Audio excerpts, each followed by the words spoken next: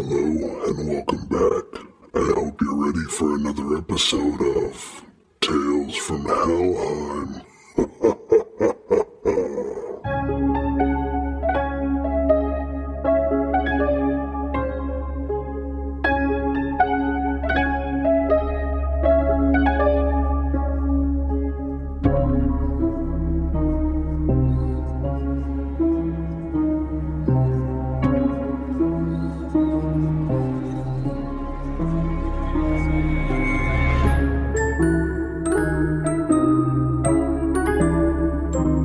Hey everybody, what's going on? Welcome. Happening? Yes, what's a happening, hot stuffs? We are back for another episode, and this time legitimately the final episode. And I apologize if you can hear dogs barking. There's a couple in our backyard, and we have paper-thin walls, so yeah, our neighbors suck. Da, da, da, da. Paper walls. Yeah. Well, bittersweet moment, my guy. The final episode of Tales from Hellheim. Very much so. Like I said, this has gone on for a very, very long time. What has it been for you? 8 years? Well, I've been podcasting for a total of 8. I believe this one is like 5 years that I've been doing it. And I've been doing it for, 3? I believe so, 2 or 3, yeah. Damn. Yeah, it's been a wild ride. It has. And before we delve into it, you know, everyone that's shown support, we do appreciate you. It is in some ways sad to see Tales go, but with the way kind of everything's going and personal scary stories are becoming a lot more scarce, which is what this podcast started out as. So, you know, I don't want to really turn it into just a true crime podcast, because that's not what Tales is at the heart. Yeah, at the end of the day, it was meant to be a paranormal one. I know we've dove into some true crime, but at the end of the day, this was always meant to be just kind of like a paranormal podcast. Yeah, and that's just, again, you know, the stories are kind of drying up. It's starting to become a thing where it's so close to not having any to navigate, at least with permission or in areas that are told, you know, hey, if you're putting it's free reign, that it's almost hard to go through and be like, oh shit, have I told this one? Have I not? I can't remember. Yeah, I find myself just a couple of times already, like, we'll start doing, like, the episode or, like, the research for an episode, and I was like, shit, I think we've already done this one. Yeah, it's, so it's nothing pertaining to, you know, a lack of wanting to do the podcast, because if we could have, you know, every listener or even half the listeners that tune in send a story, we'd keep going. But yeah, it's become a little harder to maintain. And as you said, it's always been about like personal stories. And that's kind of the downside about living a stable life now. You don't have too many paranormal shit going on when you're having a fucking healthy, stable life. Well, I mean that, and with just a lot of chaos with work and everything else, trying to, you know, set up investigations right now is just kind of difficult as well. Yeah. And that's something that's still going to happen. I mean, we own the damn company, so it'll still be going on. Yeah. Maybe at some point we circle back to this, but I think for now it's probably just the best kind of for just everyone if this kind of just takes a hiatus, or as you said, this is the final episode we will be doing of Tales. We had some great times. Oh yeah. There's been a lot of fun episodes, investigations, stories, inside, well, I don't know if you'd call it an inside joke, but, you know, spicy witchcraft. Oh yeah, voodoo, spicy witchcraft. Yeah. I think there's no better way to send off Tales from Hellheim. And just kind of recapping some of our favorite moments. Well, I mean, for me, it's been, hearing some of your stories that have kind of differed quite a bit from ours, where ours are kind of, and by ours, I mean mine and, of course, my cousin when he's been on or explaining ours, where they're creepy and at sometimes terrifying. They're not at kind of the same level. It feels like, as we've always mentioned, Japanese and Mexican ghosts are on like a whole nother fucking level. Yeah, they don't fuck around. Like American ghosts are like, ooh, I moved this. And Mexican ghosts like, oh, body apparition of like some kind of like lady in a dress walking by, but you never quite see her face, so you never get that element of fear. And Japanese ghosts are just like terrifying, like just face. Right. Whole fucking just looks like a zombie staring at you right in the fucking eyes. Oh yeah, like if they fucking drowned, like they recently died and you just have to stare at them. Yeah. Or what was that one where they were in that, I forget the group name, but it's one that we've watched many a time, and they were in this like really old traditional style Japanese home that had been haunted, and you could see like parts of the closet where they walk by and they recap it. Like you just see these cold, like almost ice blue looking feet chilling there. And then another one, they're in the top of this building and they're looking in the elevator shaft, and you just see like during one of the cutbacks, a body fucking hanging from a rope in there. Yeah. Where it's like they're walking and there's like somebody hanging from like the third floor and they're pointing up from the top. Yeah, there's that one too. Do you know what is my all-time favorite fucking Japanese ghost though? Which one? I've said it multiple times.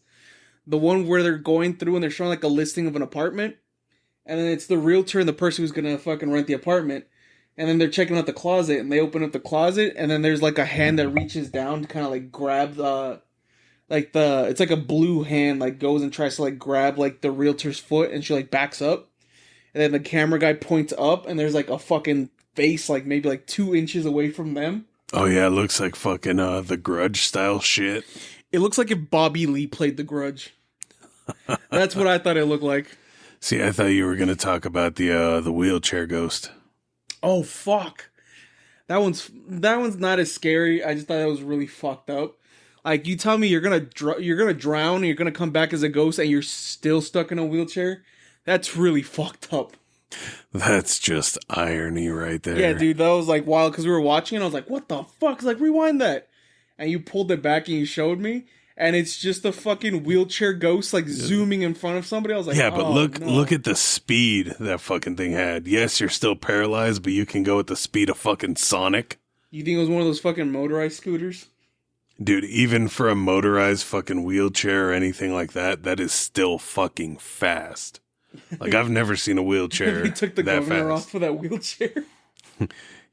He threw a Motex system exhaust and some NOS in there. Oh yeah, dude, fucking Tokyo Drift on that bitch. It was running a Spooner engine. But I think that just this fucking podcast started my greatest fear ever, though. What's that? Children ghost. Because there's no such thing as a goddamn child ghost. Children are innocent. What fucking unfinished business are you going to have as a child? That ain't a fucking child ghost. That's a goddamn demon ghost. Okay, now hear me out, and I'll say trigger warning for extremely religious people. Now think about it.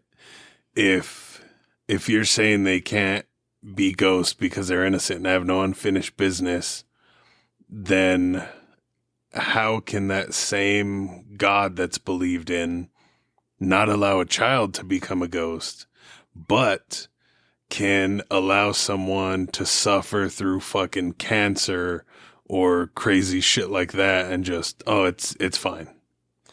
I mean, I don't think it's fine. I think everybody has their fucking crosses to bear, and then everybody learns from something.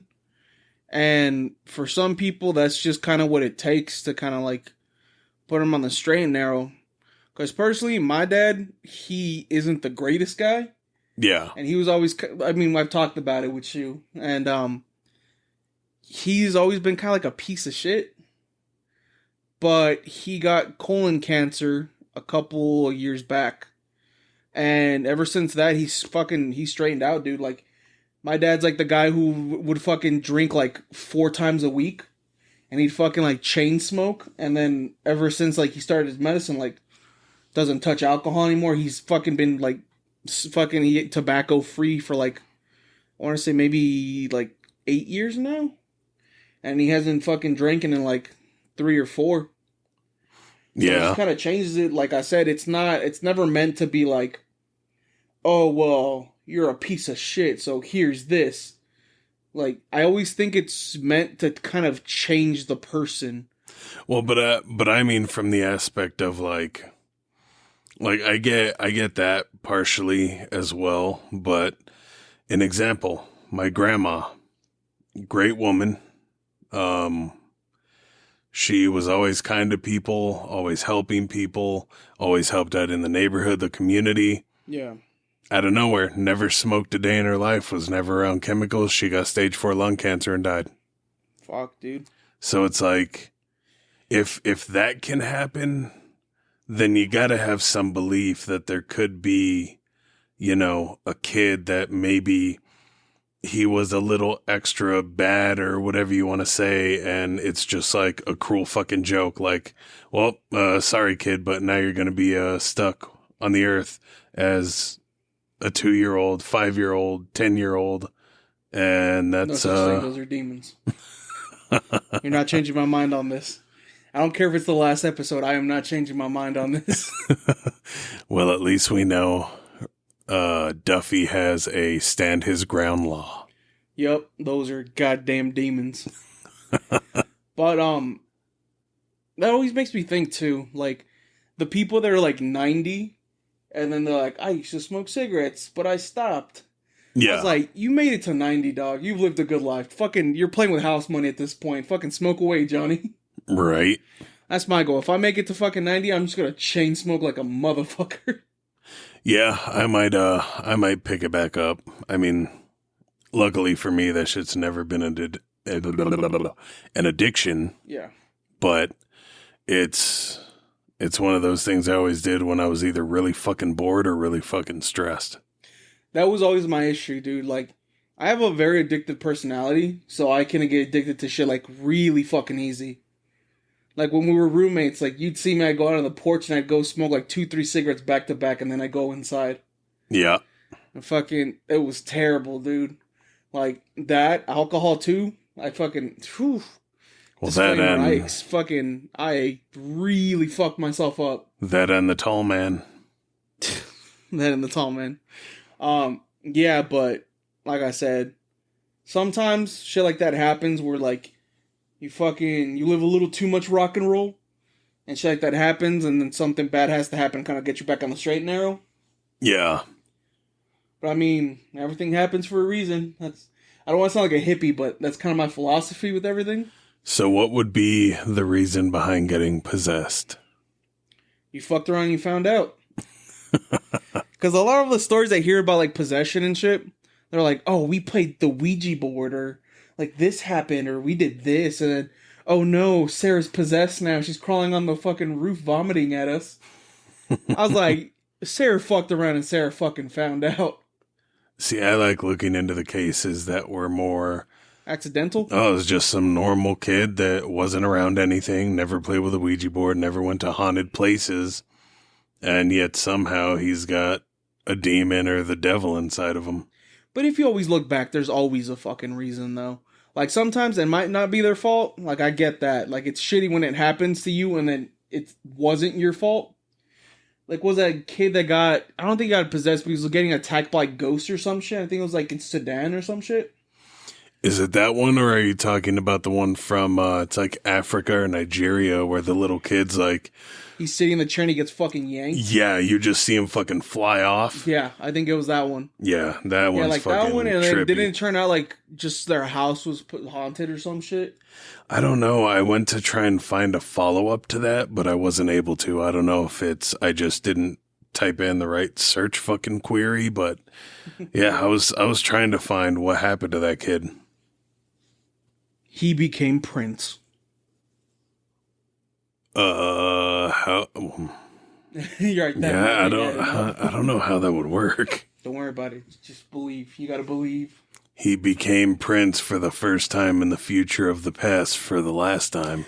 Okay, so on the same topic, well, not really the same topic. I was like, what about Prince? Don't worry about it. Just go with it.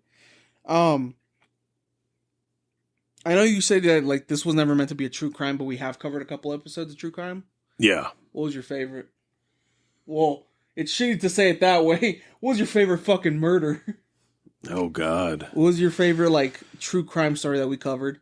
I think that weird fucking, like, cult party YouTube one. Yeah, that was a good one. That one was extremely intriguing. Yeah. Like, you know, I still don't think anyone should have to go through that kind of weird shit, but yeah, at the same time, like, thank you for doing that so we could hear about it, you know? Oh, yeah. That was, so I would say that was mine. What about yours? Probably the Chris Benoit murders, but it's just because I really like wrestling. Or you really like Chris Benoit? Like, it seems like a really fucked up joke, but I gotta say it anyway because I thought it was hilarious. I told you stories when we went to fucking Applebee's.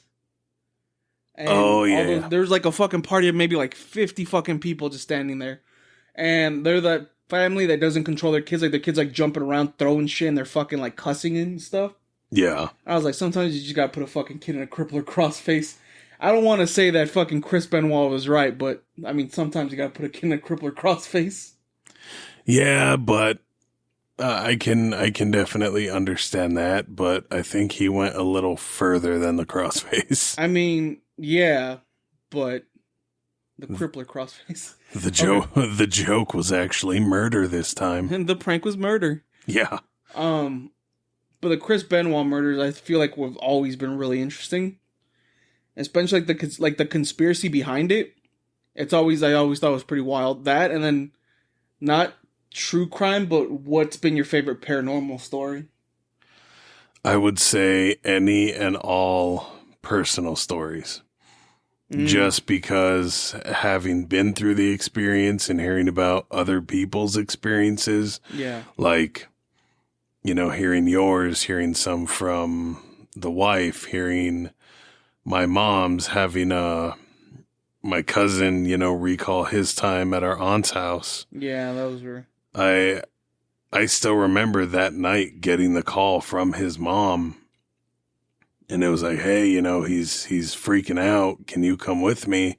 And I ended up driving there to pick him up and, you know, take him back. Yeah. And then I think I just stayed at their house.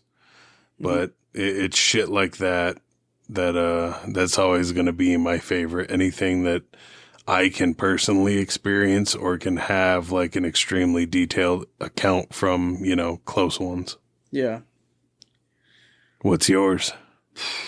Same thing, dude. There's so many fucking moments over the 3 years that we've been doing this shit.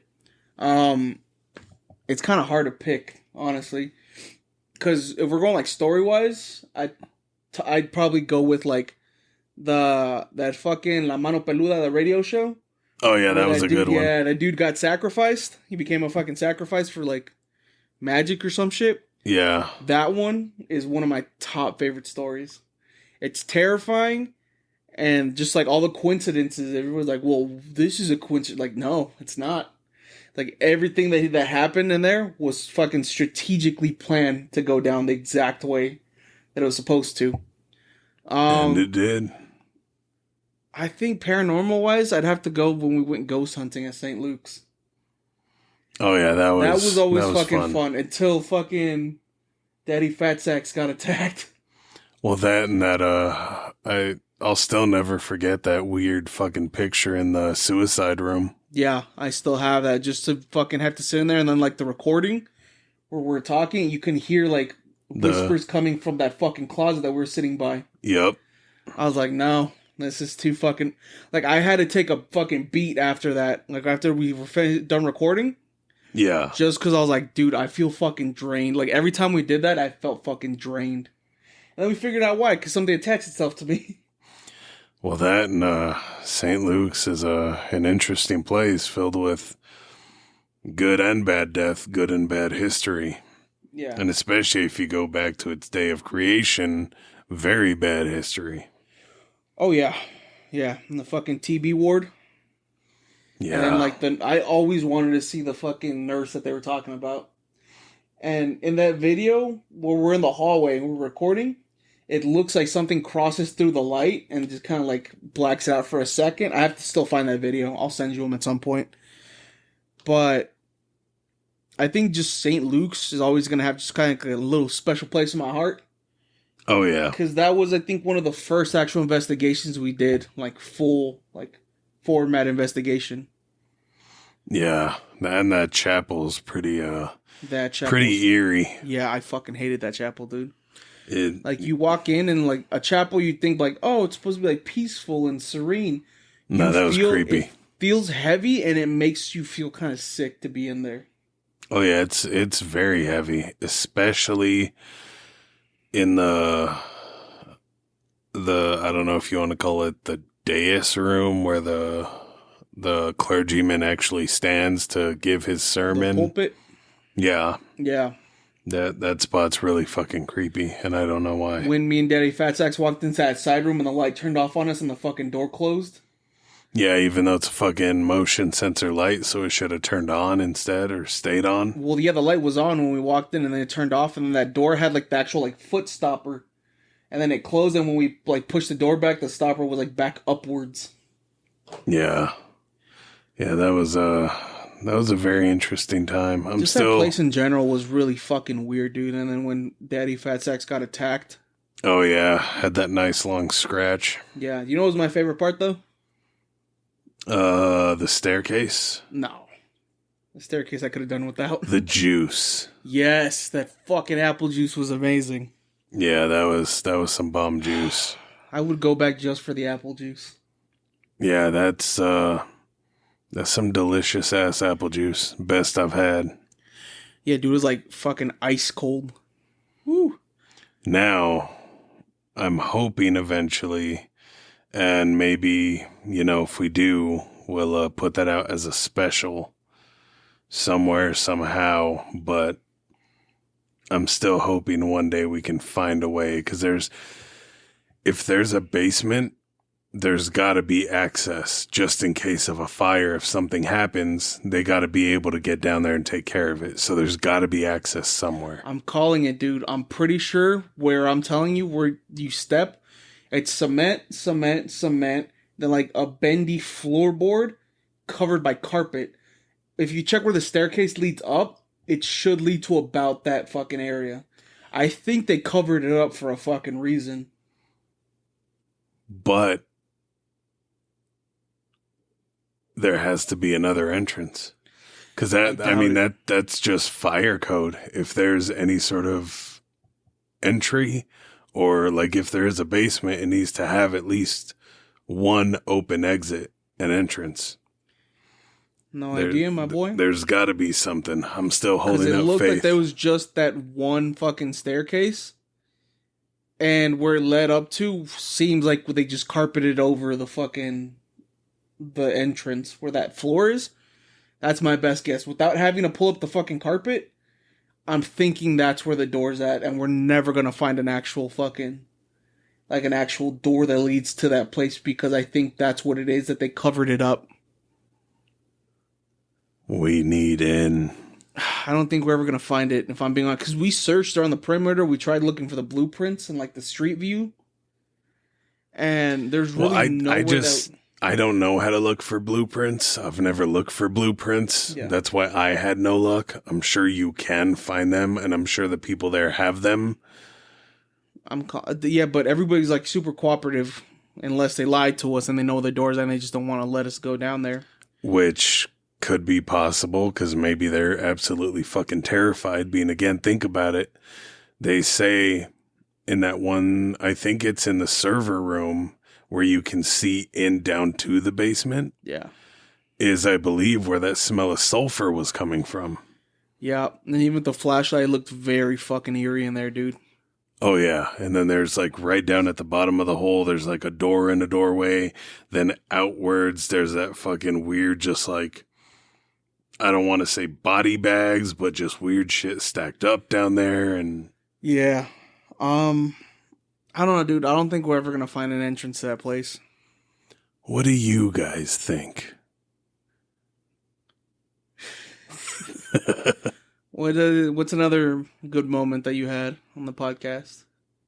I mean, honestly, I can't pick one because doing the entire podcast was always a great moment. I always enjoyed doing every episode. Every episode was always done with intent, done with purpose, done with love. So I don't think I can really pick because I've enjoyed every single episode that has ever been put out. Beautiful ride. It has. And again, it's, it's sad to come to an end, but Yeah. I think it's about time, at least for Tales. But you know what they say, where one door closes, another one opens. If it doesn't, you knock in a window. Or you just blow a hole in the wall with some dynamite. I think some other good moments are probably like Randonautica, because we found shit. We just didn't have the equipment to retrieve it. And what we did find was kind of disturbing. I still say we got to try that again, but We might have to. But just for the fuck of it. Yeah, we might have to. And that whole fucking 2 years in that apartment, that fucking haunted ass apartment just fucking tormented me. But I love that apartment, if I'm being honest, dude. That was a great apartment. The people in the office sucked, but Yeah. like I said, I never experienced anything weird. I think I saw a couple things out of the corner of my eye briefly, but We were actually doing an episode, I think, when you had seen something come from my room because I had the door open. Yeah. We both caught it like at the same time, like running past the door. I was like, fuck, dude. It loved your room. I was like, it's fucking daytime. Like, no. Well, I mean, that's the thing, man. A true haunted location doesn't give two shits if it's night or if it's day. Or when we did that episode with our former coworker, where she was sitting on a little bench and then something was like coming up behind her on the reflection of the TV. Yeah. That one was wild. And then her fucking car wouldn't start or shut off on her or some shit. I think she had trouble starting, or like pulling out of the parking lot, it shut off and then didn't she turn like on. the radio off and then it turned on by itself again? And Yes. she was fucking scared. Yeah, it was something weird. Yeah. But I think just the whole thing, like, good, bad, I would fucking still do it all again. Oh, yeah. It was a fucking beautiful ride. We had amazing fucking listeners. We had some fucking great times. We got some sheet cake. That was pretty cool, too. Yeah. From St. Luke's, we got a fucking half a thing of chocolate sheet cake. Yeah, that was nice. And chicken patties. I didn't get any of the chicken patties. Oh, yeah, I think I hogged all those, but You the kids did. fucking loved it, Yeah. so. I think That I took worked the out. whole sheet cake, though. I took the sheet cake and then I got like a thing of mango hot sauce. Yeah, I just took a little piece right there. And Yeah. no, it's been great times. And like I said, we appreciate every single one of you that's listened, supported, been with us through this chaos and fun ride with its ups and downs and, typical pauses, which everyone needs to be able to regroup and gather things. And Yeah. I think now it's finally definitely time to let go and, say goodbye to everybody. Time to pass on. Yeah. If, Gotta go through the light. yeah. So as the light beckons us towards it, we would again like to thank everybody. We appreciate the love and support. And if you have anything, let it be known in the comments section of this final episode. And, Probably Yeah. for the last time. yeah. Thank you for stopping by. Thank you for coming to see us in Hellheim. Bye.